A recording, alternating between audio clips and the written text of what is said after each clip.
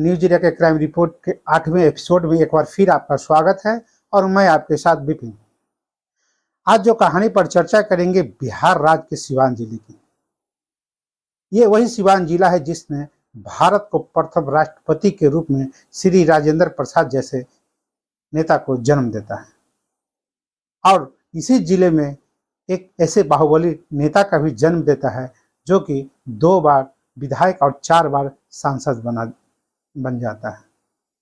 सियासत के बाहुबली सीरीज में हर बार हम आपको एक ऐसे नेता के बारे में बताते हैं जिसने अपराध की दुनिया में राजनीतिक में कदम रखा। इस राजनीतिक में आज बात बिहार के बाहुबली रहे मोहम्मद शहाबुद्दीन की, जिन्हें 90 के दशक में दहशत का खौफ और दूसरा नाम माना जाता था। 90 का दशक बिहार में अपराध का ऐसा बोलबाला था कि लोगों को सड़कों पर बाहर निकलते हुए भी डर लगता था। लूटपाट, मारपीट, झगड़ा, अपहरण, रंगदारी जैसी घटनाएं वहां तो आम सी हो गई थी और बिहार की इसी आपराधिक पृष्ठभूमि में दहशत का एक बड़ा नाम बड़ी तेजी से उभर रहा था और वो नाम था मोहम्मद शहाबुद्दीन का। एक समय कहा जाता है कि लालू प्रसाद यादव के बेहद करीबी रहे मोहम्मद शहाबुद्दीन का नाम का एक पद पर बिहार में ऐसा खौफ था कि आम जनता तो छोड़ो, बड़े अधिकारी, पुलिस सब खौफ खाते थे। कहा जाता है कि शहाबुद्दीन की मर्जी के बिना बिहार के सिवान जिले में तो पत्ता तक नहीं हिल सकता था। सिवान में शहाबुद्दीन को साहब के नाम से पुकारा जाता था। ये उनका उपाधि हुआ का दिया हुआ था। मोहम्मद शहाबुद्दीन का जन्म 10 मई 1967 को सिवान के प्रतापपुर में एक रईस परिवार में हुआ था। सिवान में ही स्कूली शिक्षा पूरी करने के बाद उन्होंने राजनीतिक विज्ञान में ग्रेजुएशन की डिग्री ली। कॉलेज के दिनों में ही शहाबुद्दीन का नाम अपराध से जुड़ने लगा। वर्ष 1986 में जब वो 19 साल के था तो उसके ऊपर पहला आपराधिक मामला दर्ज होता है। शहाबुद्दीन के लिए तो क्राइम की ये शुरुआत थी। इसके बाद तो वो एक के बाद एक खौफनाक वारदातों को अंजाम देने लगा। कई मामले शहाबुद्दीन पर दर्ज होने लगे, यहाँ तक कि उसके ऊपर हिस्ट्री शीटर तक घोषित कर दिया गया। अपराध से राजनीतिक में कदम रखने के लिए सोचा। जब अपराधों की लिस्ट बढ़ने लगी तो शहाबुद्दीन ने राजनीति का दामन थामने का फैसला किया और वर्ष 1985 में जीरादेई सीट से शहाबुद्दीन ने निर्दलीय चुनाव भी लड़ लिया और चुनाव में जीत हासिल की। बस क्या था, शुरुआत हो चुकी थी एक साथी अपराधी की राजनीति से जुड़ने की। इसके बाद तो क्राइम के साथ साथ राजनीति में भी बाहुबली का ग्राफ बढ़ता चला गया। सिवान का ये डॉन धीरे धीरे बिहार में फेमस होने लगा। लोगों में शहाबुद्दीन का इतना डर था कि कोई उसके खिलाफ कुछ भी बोलने से बचता रहता। इसी दौरान शहाबुद्दीन लालू यादव के और करीब आ गए। लोग कहते हैं लालू यादव के करीबी थे शहाबुद्दीन। लालू यादव को अपना दबदबा बनाने के लिए एक दबंग आदमी की जरूरत थी और शहाबुद्दीन को एक बड़ी पार्टी का प्लेटफॉर्म की जरूरत थी। बस यहीं से अपराध के एक नए युग की शुरुआत हुई। वर्ष 1991 में लोकसभा चुनाव में जनता दल को बड़ी जीत मिली। इस लोकसभा चुनाव में शहाबुद्दीन ने अपने बाहुबल से तो लालू प्रसाद यादव का साथ दिया ही, साथ ही मुस्लिम वोटर्स को लुभाने में भी अहम भूमिका निभाई। अब बिहार में जनता दल की राष्ट्र सरकार बन चुकी थी तो सिवान में शहाबुद्दीन की सरकार चलती थी। सिवान में शहाबुद्दीन का दरबार लगता था और सारे फैसले उसके दरबार में हो जाते थे। कहा जाता है मोहम्मद शहाबुद्दीन का खौफ तो पहले ही था, लेकिन अब तो जैसे शहाबुद्दीन की ताकत कई गुना बढ़ गई थी। लालू यादव के राज में शहाबुद्दीन का रुतबा भी इतना बढ़ गया कि पुलिस ने उन्हें कुछ भी कहना बंद कर दिया। चाहे बाहुबली कोई भी अपराध करे, पुलिस और प्रशासन ने तो जैसे आंखें ही बंद कर ली। सिवान में शहाबुद्दीन की पैरेलल सरकार चलती थी।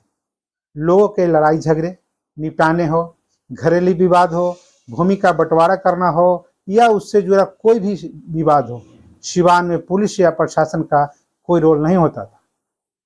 वहां सिर्फ शहाबुद्दीन का राज चलता था और लोग उसे साहब के नाम से ही बुलाते थे। 2 बार विधायक और 3 बार सांसद बना शहाबुद्दीन। कहा जाता है कि शहाबुद्दीन ने 1995 में जनता दल के सीट पर विधानसभा चुनाव लड़ा और जीत हासिल की। इसके तुरंत बाद वर्ष 1996 में शहाबुद्दीन को लोकसभा का टिकट दे दिया जाता है और पहली बार सिवान का सांसद बन जाता है। 1997 में आरजेडी बनी और लालू प्रसाद यादव की सरकार आई तो शहाबुद्दीन का कद और बढ़ गया और साथ ही बढ़ गई गुंडागर्दी भी। वर्ष 1999 में बिहार के वामपंथी नेता छोटे शुक्ला का अपहरण हो जाता है और फिर ये हत्या का आरोप शहाबुद्दीन पर ही लगता है, लेकिन पुलिस उसके गिरफ्तार पर हाथ डालने की हिम्मत तक नहीं जुटा पाती। हालांकि बाद में इस मामले में शहाबुद्दीन को उम्र कैद की सजा भी सुनाई जाती है और वो लंबे समय तक जेल में बंद भी था। लेकिन शहाबुद्दीन तो शहाबुद्दीन था। जेल में रहकर ही चुनाव लड़ा। वर्ष 2004 लोकसभा चुनाव के कुछ महीने पहले कोर्ट के ऑर्डर के बाद शहाबुद्दीन को गिरफ्तार किया गया। उसे सिवान जेल में रखा गया था। जेल से ही उसकी राजनीति वैसे ही चलती रही। कुछ दिनों बाद ही शहाबुद्दीन मेडिकल के नाम पर खुद को अस्पताल में शिफ्ट हो जाता है और वहीं से चुनाव लड़ता है। अस्पताल का एक वार्ड पूरा शहाबुद्दीन को दिया जाता है और वो अपने नेताओं को मिलते जुलते चुनाव की रणनीति बनाते और वार्ड में इतनी कड़ी सुरक्षा कि पुलिस चप्पे चप्पे पर तैनात रहती थी। मानो ऐसा लगता था अस्पताल नहीं शहाबुद्दीन का ऑफिस हो। चुनाव के कुछ दिन पहले ही कोर्ट के आदेश के एक बार फिर शहाबुद्दीन को जेल में वापस जाना पड़ता है। उसके बाद बाहुबली पर बूथ लूटने का भी आरोप लगता है। वर्ष 2004 के चुनाव हुए, शहाबुद्दीन पर 500 से ज्यादा बूथ लूटने का भी आरोप लगता है। उस सीट पर एक बार फिर चुनाव करवाया गया। जनता दल के ओम प्रकाश श्रीवास्तव ने उन्हें कहीं टक्कर दे दी, लेकिन दूसरी बार भी जीत शहाबुद्दीन का भी होता है।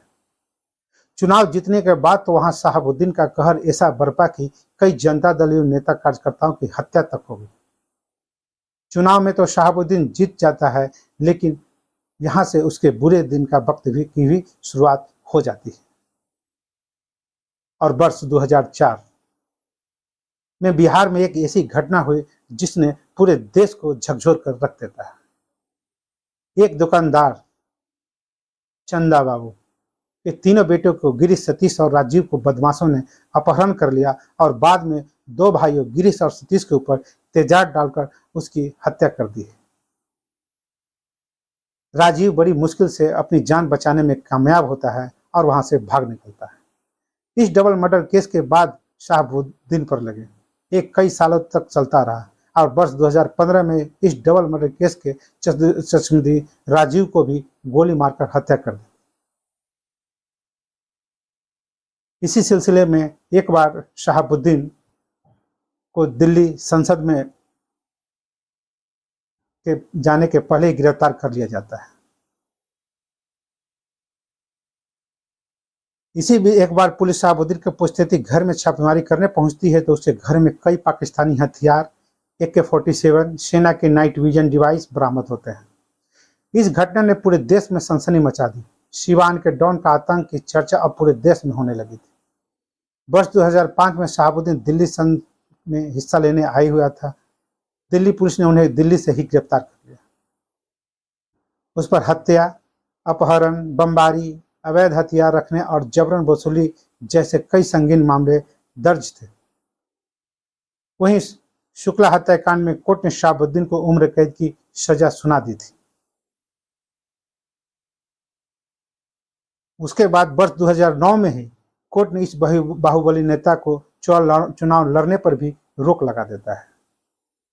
इसके बाद शहाबुद्दीन अपनी पत्नी हिना सब्बान को चुनाव लड़वाता है, लेकिन हिना इस बार भी चुनाव हार जाती है। वर्ष 2014 में भी उन्होंने चुनाव लड़ा, लेकिन दूसरी बार भी वो चुनाव नहीं जीत पाती। इसी बीच डबल मर्डर केस में सुप्रीम कोर्ट ने शहाबुद्दीन को उम्र कैद की सजा को बरकरार रखता है और उसे दिल्ली की तिहाड़ जेल में डाला जाता है। कोविड के दौरान भी मोहम्मद शहाबुद्दीन तिहाड़ जेल में बंद थे। कोविड की वजह से उसकी तबीयत काफ़ी खराब हो जाती है, उसे प्राइवेट अस्पताल में भर्ती कराया जाता है, लेकिन वहाँ उसकी मौत हो जाती है। बिहार का एक खतरनाक बाहुबली जो किसी न किसी तरह हारने का नहीं दम भरता था, मौत के सामने आज हार चुका था। माना जाता है कि बिहार में शहाबुद्दीन जैसे बड़ा डॉन कोई दूसरा नहीं हुआ। सिवान में कुछ लोगों के लिए तो शहाबुद्दीन मसीहा का भी काम करता था। तो आज के एपिसोड में आज बस इतना ही। तो हमें आज्ञा दीजिए और मैं कल फिर एक नई कहानी के साथ आपके साथ जुड़ूंगा। तब तक के लिए नमस्कार, शुभ रात्रि,